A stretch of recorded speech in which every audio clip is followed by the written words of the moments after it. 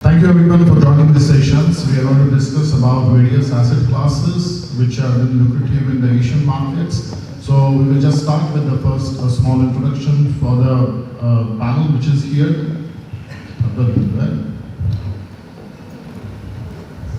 Thank you. I'm Choi Humans and I'm with IFC. IFC is part of the World Bank Group and we are the private sector arm. We lend to emerging markets and private companies. And I'm focusing on telecom sector. And for us, when we say telecoms, TMT team, we invest in mobile network operators, fiber companies, tower codes, and data centers. And I'm based in Singapore. Thank you. I'm Suresh Sidhu, I'm the CEO of EdgePoint. EdgePoint is a tower company operating in Malaysia, Indonesia, and the Philippines. We operate now over 15,000 sites in the 3 countries, nearly 25,000 tenants. And pretty much focused on towers as a principal business. Yeah, my name is Steve Weiss. I'm Vice President Director of Protolindo. Protolindo is a tower and fiber company with about 35,000 towers and 170,000 kilometers of fiber, focused only in Indonesia. Perfect. Thank you very much. So when we are seeing it as there are different asset classes are available and certain players are playing the pure play game of, let's say, like only for the towers, or some players are there in the fiber sector. So how you are seeing it actually, whether one should have a pure play or it's a diversified infra course, which we are seeing it, we can see it in Asian markets as we go ahead. What are your views here? Yeah, okay, well, I'll give a view, and I think, so there are 2 ways to think about it. I think one is always operating versus investing, right? So I think if your capital, you might allocate your capital to different entities. You might build a single entity that you allocate capital into. I think that's a little bit more structuring and bandwidth type questions of whether you can find all the right people. When we look at it from an operating point of view, which is what is, after all, our thesis is that we want to be a great operator of assets. So I think as an operating entity, it's very hard to be anything but pure play.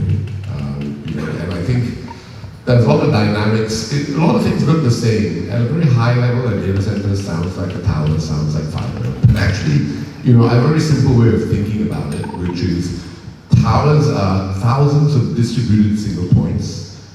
Fiber is lots of lines that connect distributed points, say a straight line. And data centers are very large single points, right? And everything from customers, rollout, development, cost per site, permits, power, the whole lot is actually quite significantly different. The one thing we like about tower business is the replicability, right? Each site's DOQ is largely the same as the next site's DOQ. And you get to build a delivery structure, an operating structure that can, to a certain degree, it's never perfect, deliver the same thing every day, every time. That said, of course, no one is completely pure play. There's always in reality, it's always pure play-ish, and you follow the customer.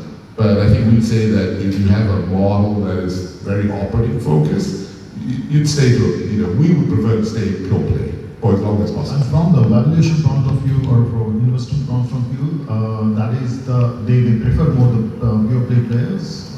What is their thoughts on this? We are asked to right. What are your thoughts actually? It's like while investing into the pure play players, which are you can expect the more you can say the solid returns, or if somebody is having the various asset classes, how are you looking at it? So from an investor perspective, I think, as Suresh mentioned, we have option to allocate our capital to multiple operators, and as IFC we have a diverse portfolio. We have investments in tower codes, fiber codes, MNOs, and also in data centers. And how we don't have a conclusion answer on if it should be an infra co or a pure co, but one thing we can say is the contracts needs to be separate, and we feel that the company should be also operating separately, because as Suresh mentioned, skill sets and where each asset class growth will come from a different strategy. So from an investment perspective, I can say that while each market and each situation is quite different, so there can be different elements. For example, when we look at tower costs, I think Myanmar was a good, I know the market is now in a different position, but power was quite important element for a tower cost. So the contracts were within the same contract, power and tower, and it was key for that market. Same for Bangladesh. When you go to Vietnam for a data center, it might be good to have the fiber as well. But again, these are very different contracts and skill sets. So there must be some synergy to make that case for us to say that we would never say we want to invest in a tower. Actually, we are investor in EdgePoint, and we will never say we won't invest in a tower if they don't have a data center. So this is the way that we thank you. Steve, Propolindo has been a diversified portfolio. They are into the towers and the fibers. Would you like to put some focus on how you are finding managing two asset classes under one roof? Yeah, sure. So about 10 years ago, we made the decision to go into fiber, and it started at a very high level, right? You know, we looked at fiber, we saw long-term contracts, 10, 14 years. We saw high margins, maybe not as high as towers, but very, very high margins. And so we saw it as a, you know, having a lot of the elements of the tower model in the fiber model. So we just, and there was such a need. There were very early days, and there was a real need within the country to deploy capital in the fiber. So we did that. But to Suresh's point, you know, they're very different businesses. So you have a very, you know, the people who are managing our fiber business can't manage the tower business and vice versa. So you're keeping the two separate teams in two separate Oh yeah, of course. and, It's very different businesses, and you know that was one of the big lessons we learned quite quickly. So they're run separately with separate teams. The synergies, there are some synergies between tower and fiber, not necessarily huge. Some of them are more intangible. You know, you have a number of touch points with the operators, because most of our clients are operators. You're able to, it helps in your negotiating position with them, you know, kind of swapping business, you know, between towers and fiber. And you know, you can use, you know, if you look at it, as Suresh said, you know, the towers are these thousands of, you know, real estate dots. You know, those can be utilized for the POPs and for the other equipment as you roll out FTTH and things like that. So we do see, you know, some of that, but they are separate businesses. But both very good businesses. Opportunities comes in different sizes. Some are at the scale and some are the smaller opportunities. So what do you think that while doing an investment, the scale matters? Or I would like to start with you, Guy. Like IFC is doing various type of investments, some of the smaller investments. So what do you think while investing? Like you're looking at the economy of scale, or there are smaller players where IFC is giving them certain kind of financing? So how do you basically categorize this while doing certain investments? Sure. For IFC, like any other investor, the most important thing is the sponsor. And we are in a great panel because both Propolindo and EdgePoint was, we worked together and in the past, and this is the most critical thing for IFC, rather than, I think, the size and the opportunities. I know there's a lot of optimism around the new asset classes, but again, the first thing we look at is the sponsor, who has a vision to grow the company and who is going to be able to set the right strategy to grow it. But overall, IFC is a growth investor. So because of that, that growth story is quite important for us, regardless of the size of the assets. But how we look at it today, if I look at our portfolio, it's majority towers and mobile network operators. But where I stand today, for the last couple of months, most of my time on fiber and data centers. So I think the portfolios are going to be a bit more balanced in terms of we are quite lucky. We can invest equity, debt, bonds, anything and everything across the balance sheet. And it is mostly driven by the demand from the operator. But as a minority investor, it still needs to be at a sizable investment opportunity. We are not a small, we cannot put a small equity, we cannot be a majority investor. So the way we look at size is still growth is very important, of course. But we have multiple products that we can basically tailor it for the operator and for the market.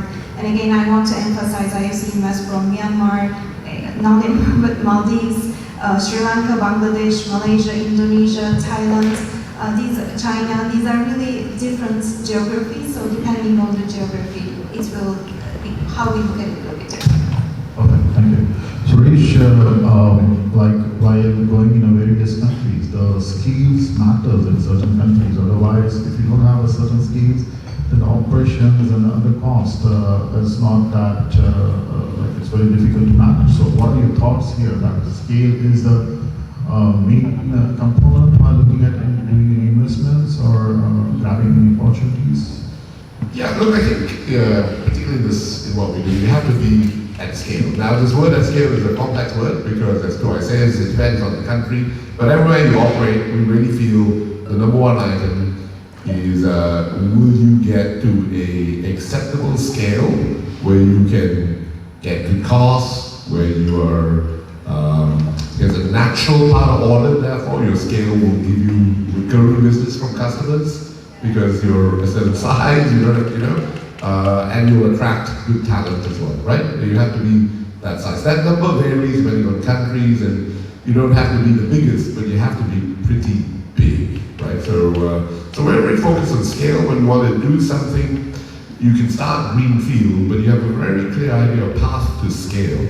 Because if you start something greenfield and you want to stay greenfield, and you don't think about scale, you will remain small forever. I'm firmly convinced about this, right? So now I think once you're at scale, you need a lot of skill, right? But I think it's very hard to build a business that's all skill, no scale, right? I mean, thank you very much, all of the people who are talking to you, but what's the point, right? So. You wanted to say something? You're the largest player in the country and having a Sure, yeah.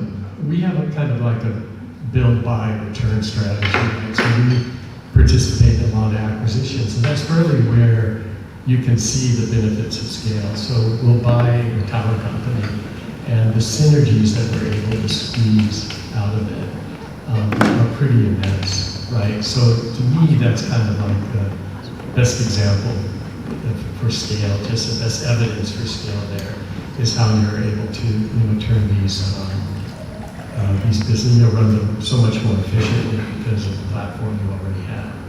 One thing I'll mention just in talking about scale is a little bit different, but towers are very different than fiber. So in towers, you want scale, but you don't want overlap, right? You don't want to have a bunch of towers near each other and have that kind of be a bit hurtful to competitiveness.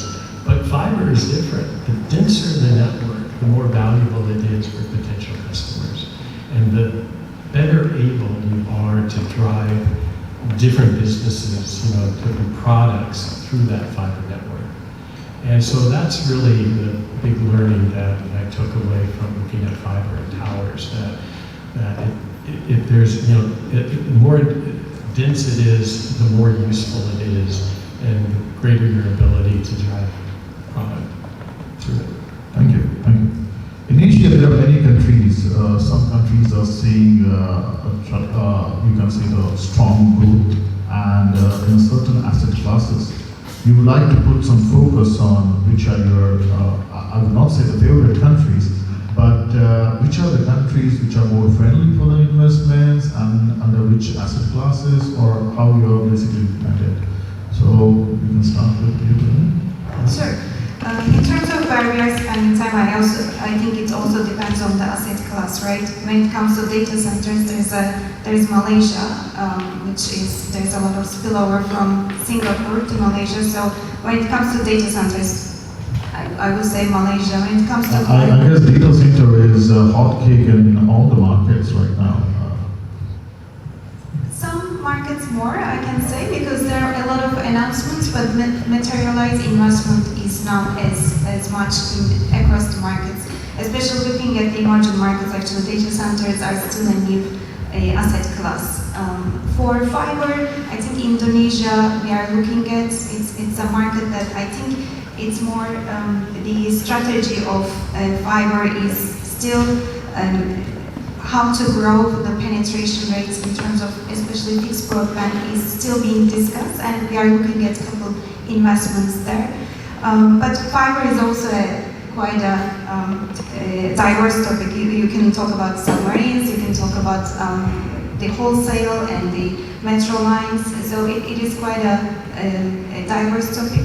And for us, of course, the other important markets are in South Asia, Bangladesh, Sri Lanka. These are also markets that are on the growth in terms of the demand, but macro situation is a bit challenging. So, but those are still the markets that I would say as IFC where we spend a lot of time. Thank you. Suresh, you have been having a pan-Asia tower company and you're operating into the 3 markets. So we would like to understand that you would like to stay in these 3 markets, or you're looking for some another market in the future to and the same asset class, or what are your choices? Sure, good question, Ashish. I think maybe a little bit of history. So EdgePoint is not the team of my first rodeo, right? So, and you learn a lot, right? One of the things you have to do when you get a chance to do something again is to kind of not do the same thing again, or at least not repeat mistakes and think about different. I think sometimes mistake is too strong a word. It's very simple. I think the logic is different. So in the instance of EdgePoint, and what I learned from my previous experiences has been that building a business, if you want to build your own, you need investors. You have to make sure your countries and the things you pick up investable. And you know, we live in a region and we have a different sense of tolerance of risk for the region, but investors generally actually don't live in the region. They might operate an office in the region, but that money doesn't come from here, right? It's largely American, right? So, and it's largely, you know, kind of like teachers, endowment funds and taxes, you know, Canadian money, kind of like, I don't know, hospitals out of New York. So when you go to the LP meetings, you meet all these people and you realize this is the actual money that drives all of this investment. So investability at country level was the #1 lesson we learned when we had previously tried to do funding basis in our previous organization, to do IPOs and stuff, right? So, because no one understands a business that's Southeast Asian and South Asian, let me tell you. It makes perfect sense to us South Asians, particularly those brought up in Southeast Asia, but it makes no sense to a large institutional investor. They don't think like that, right? So this time around, what we keep very focused. I think we're not saying that Malaysia, Indonesia, Philippines are absolute best countries, you know, in ASEAN, but we do want to keep an ASEAN focus. And I think investments into any new country need to consider a few things. #1, is it really better than the inherent potential of Malaysia, Indonesia, and Philippines, which I would argue is enormous and demonstrating enormous potential, right? Indonesia is going through a massive merger. We're probably at the tail end of it. During that merger, in spite of exits, total sites industry level and total tenancies industry level went up in a merger. So this, I think, reflects the fact that these countries have a totally different dynamic at the operator level, right? Anything that happens, corporate structuring in many countries, Western countries, are to make two weak things less weak. Here they tend to make one acquirer super strong. So those are the 2 mergers you see in Malaysia and Indonesia for sure, right? So, and it reflects the continuing post-merger capex and investment spending of those parties. So I think there's just tremendous potential still. So is any other country going to match the inherent potential of what is, I think, very strongly funded now MNOs in these three countries? Secondly, I think are those countries having an infrastructure model that is investable. The countries may be great, the MNOs may be great, but perhaps the infrastructure model is not mature or at a level that we understand. One or two countries in ASEAN, for example, at the end of the day, the biggest thing, the super secret thing is all about contracts. So if contract law is not great, it's very hard to invest. And so those countries, many of these countries are brilliant places to work in and build assets and do stuff. And I spent quite a bit of my life in those countries.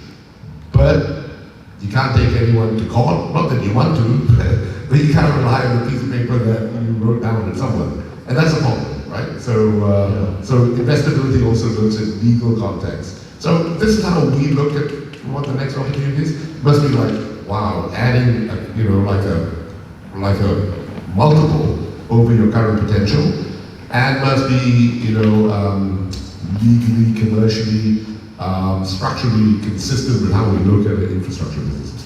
Perfect, thank you.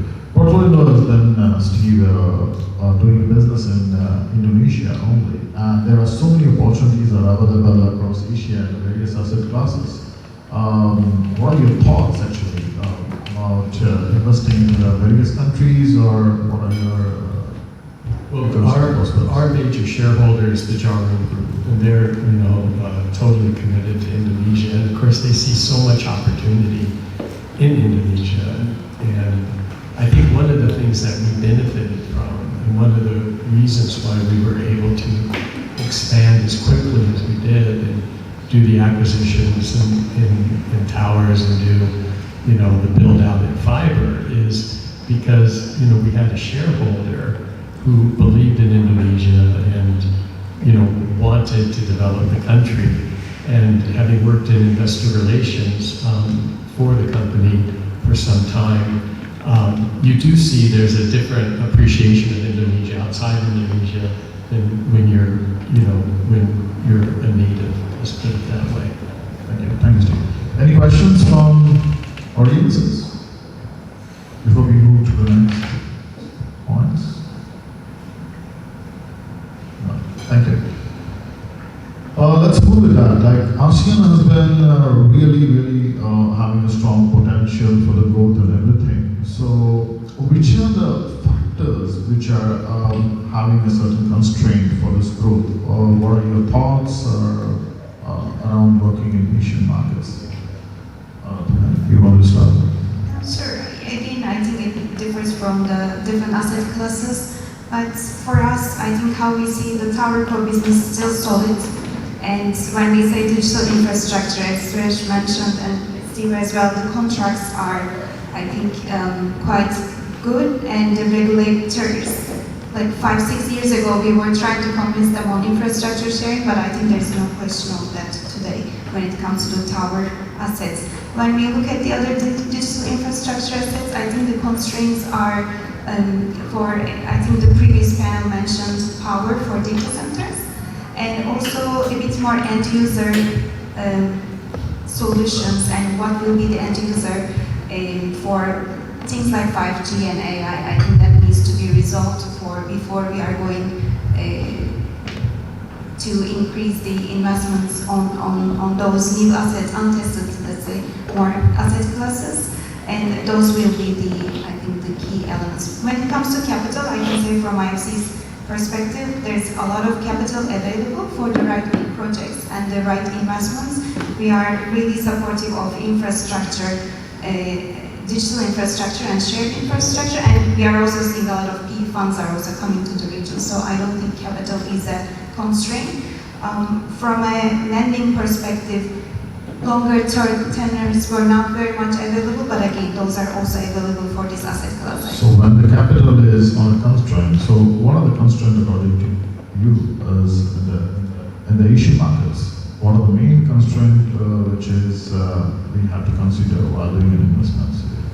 So for fiber, for example, I think the growth story needs to be there. I don't think it's a regulatory issue. It's much more the strategy to grow, because it's another business that you grow and the subscriber comes. I think there is a little bit more granularity on that. When I say fiber, it's more the retail side, the end user. And then we are seeing a lot of increase in technology, but the end user, what will be who will use it and what will be used for? Again, I think that has been the question for 5G, and that's another element. But in terms of the regulatory structures, I think right now there's a lot of flexibility around foreign ownership, which was a case, and licenses are an issue. So from my capital perspective, I think I can say that any good project will find access to capital has not been an issue, is what I'm saying, but maybe Suresh and Steve. Yeah, so Suresh, if the capital is available, do you see while running in telcos, there are any constraints or driving any growth in the markets? Yeah, look, I think capital is available. So I think Joy is right. I think with great projects, capital is available. And I think the last 5 years, both international institutions and domestic institutions in various countries, international institutions generally understand infrastructure and telecom infrastructure. I think domestic institutions, the lending banks, for example, have really understood that you can do it differently. You can offer much higher amounts of leverage. It's all about your ability of cash to pay, as opposed to standard kind of financial ratios as well. So it's been good, right? I think it'd be great if Indonesians kept a bit more money in rupiah rather than US dollars.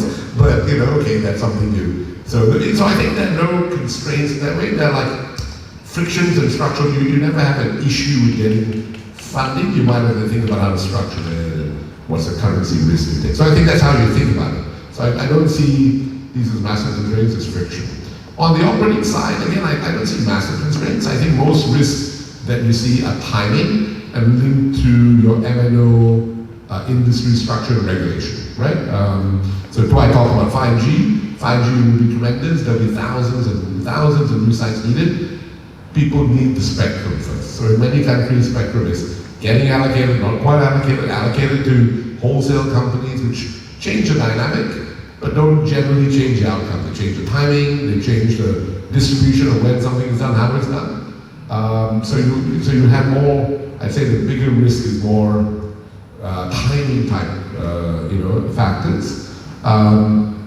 And your ability to just maybe live through a quieter year and be ramped up to, because the pent-up demand is raised, you have to be ramped up the next year to take on the pent-up demand, right? So being able to manage that well is the key to long-term growth and sustainability.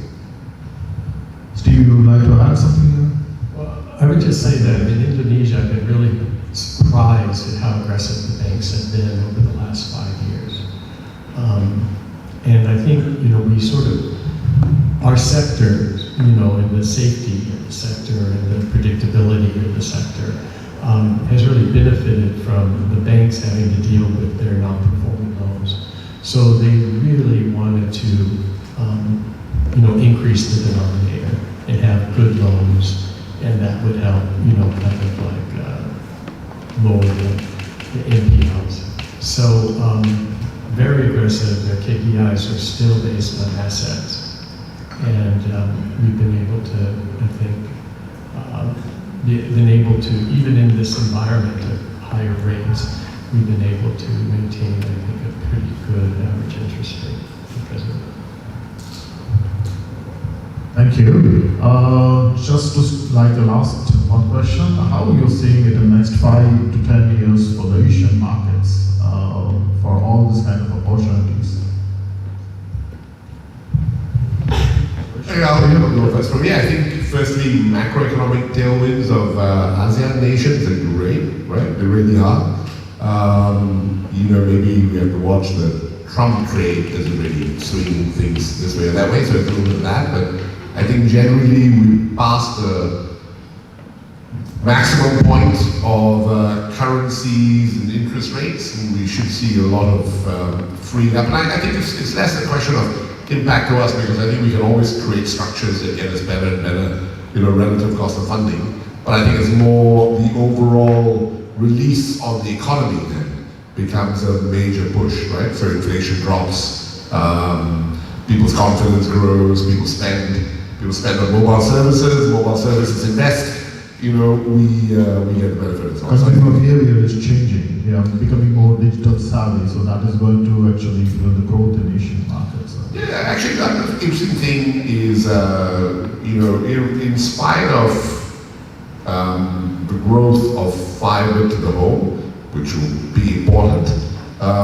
any data you see will generally show you every time that mobile usage far exceeds fixed data usage, right? So ASEAN consumers are mobile first consumers, even when they live in fiber-rich environments.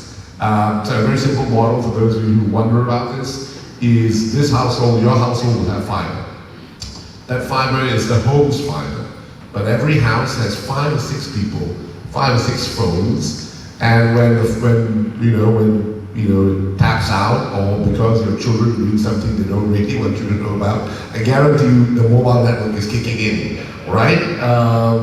So the amount of mobile usage, even at rest, is extremely high. And I think it's been a super interesting thing, and it just seems to grow and grow. So I sort of feel like that's always going to be one of the major things. It's hard to see that changing, particularly with, I think we heard a lot about AI and stuff. I think all that is, so passive workloads of your life are just going to happen around you, and they will be mobile, right? So again, driving mobile usage further up.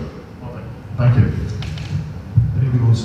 Yeah, I would just say that, although there may be some slower growth in towers, albeit, Suresh noting that even in the context of the merger, there is increasing tendencies in towers. Although things have kind of slowed down, by any metric, Indonesia is underpenetrated, is, population per site, all that sort of stuff is compared even within the region, is very, very low. I think it's really a Philippine I saw a study that I thought was really amazing, that the number of sites in Indonesia will double in 10 years, right? And at that time, the service levels will be where Malaysia and Thailand are today. And that just shocked me, that bowled me over, that you could put in all this investment, and yet it's still basically going to be behind its neighbors. So I think that's exactly how we see things as well. So you look SIMs per tower, a very simple metric. The Philippines is close to 4,000. Indonesia is about 3,000 SIMs per tower. Malaysia about 1,500, and the US is 500. So Malaysia moves to US over a 10-year period. Doesn't quite get there, right? Philippines and Indonesia move to Malaysia. Maybe doesn't quite get there also. But just the volume to get there. To get to Malaysia, you double. Philippines is almost triple, right? For Malaysia to get the US is triple density. So you're talking massive amounts. There is a constraint of capex and capex cycles and stuff. But I think that's why I say the issue is merely timing, right? So the question here is: are these 5-7 year events? Are they 10, 12, 15-year events, right? I think that's more the question is worth thinking about. Thank you, Suresh. Thank you, Steve. You would like to say some closing words? Yeah. From IFC's perspective too, we are expecting growth in the region, and we are very happy to see most of the investments and capital is also coming to the emerging markets, our markets, because there's a tremendous, I think, potential, and we will see them to be materialized. Thank you. Any questions before we end the session from the audience? Yeah, I'm seeing one hand. Looks like I can't see.